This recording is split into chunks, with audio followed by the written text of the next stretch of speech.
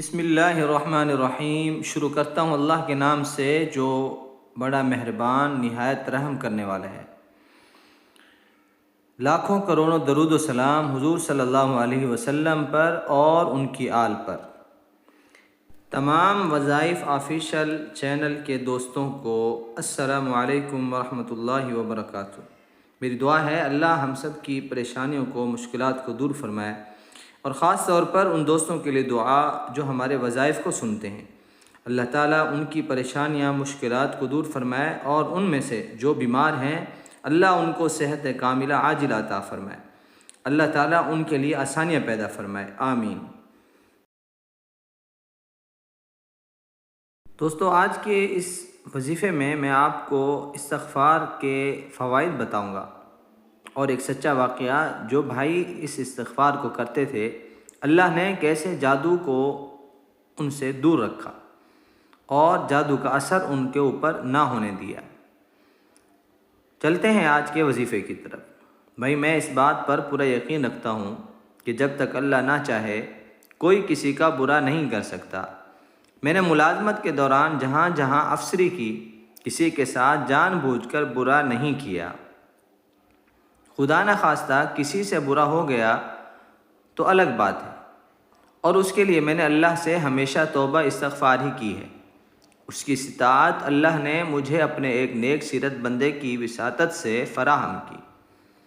15 سال پہلے کی بات ہے، نماز مغرب ادا کر کے میں مسجد میں ہی بیٹھا تھا کہ ایک نورانی صورت نوجوان مجھ سے ملا اور پوچھنے لگا، آپ پریشان ہیں؟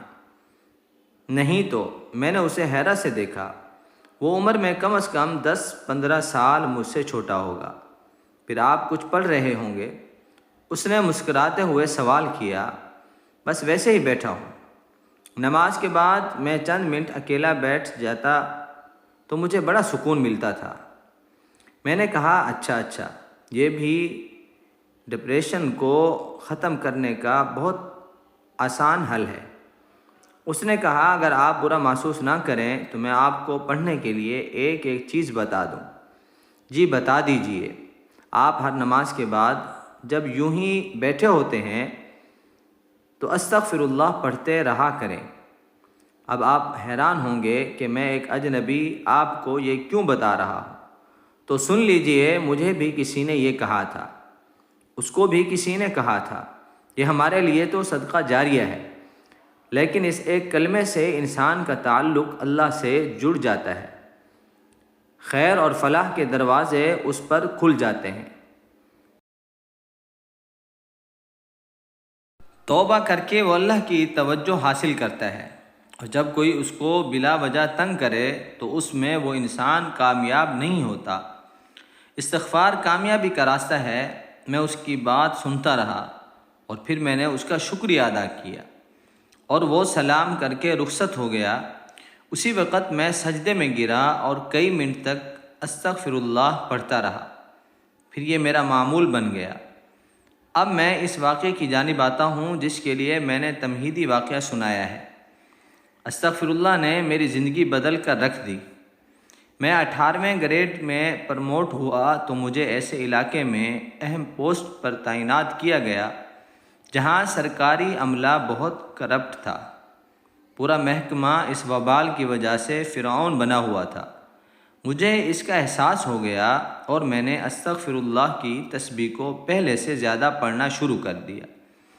اتفاق دیکھیے کہ ایک رات مجھے عجیب سا اشارہ ہوا کہ مجھے اپنے باہر والے دفتر کی بجائے اندر والے دفتر میں بیٹھ کر کام کرنا چاہیے۔ میں نے اگلے دن اپنا دفتر پچھلے کمرے میں شفٹ کیا۔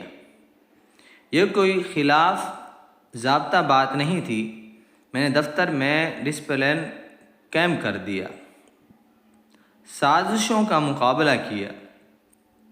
وہ سارا عملہ جو سیاستدانوں اور کئی ریٹائرڈ افسروں کے گھر میں کام کرتا تھا، اسے دفتر میں حاضر کیا، اور سب سے کہا کہ اب تم سب لوگ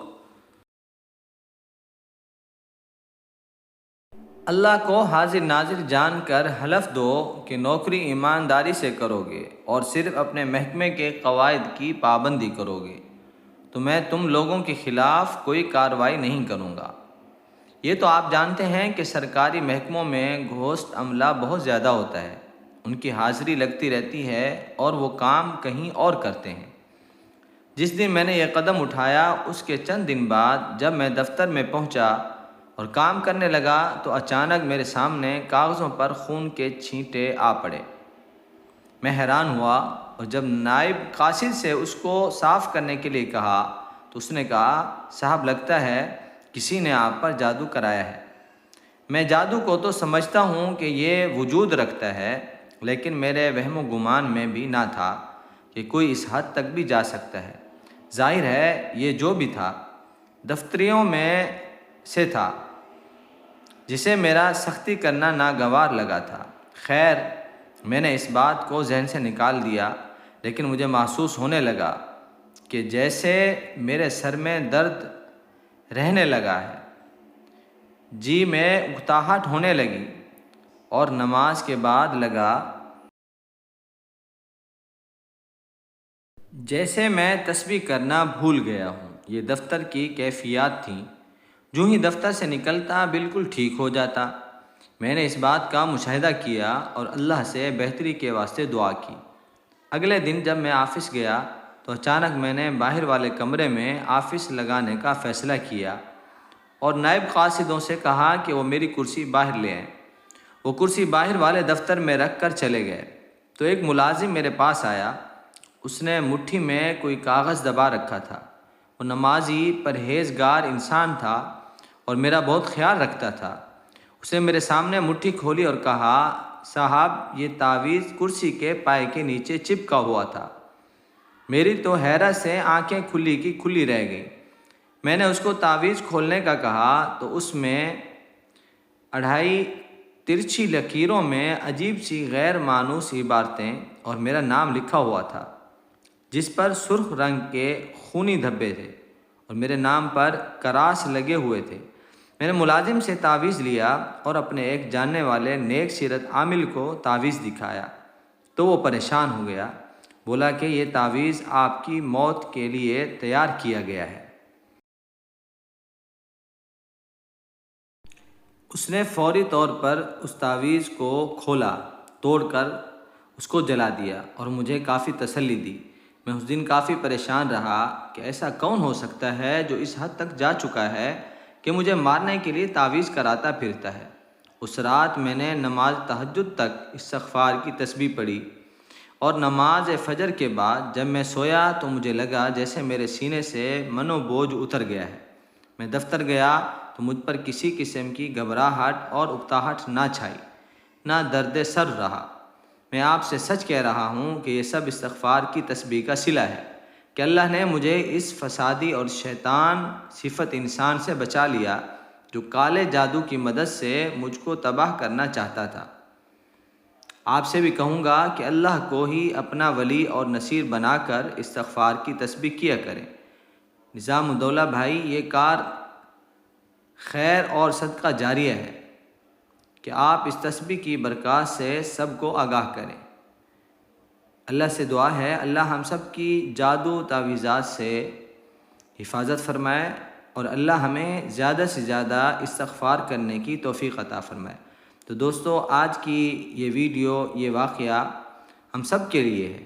اگر آپ کو اچھا لگا تو آپ سے گزارش ہے آپ اسے صدقہ جاریہ سمجھ کے دوسروں کو شیئر کریں، لائک کریں اور کمنٹس کریں۔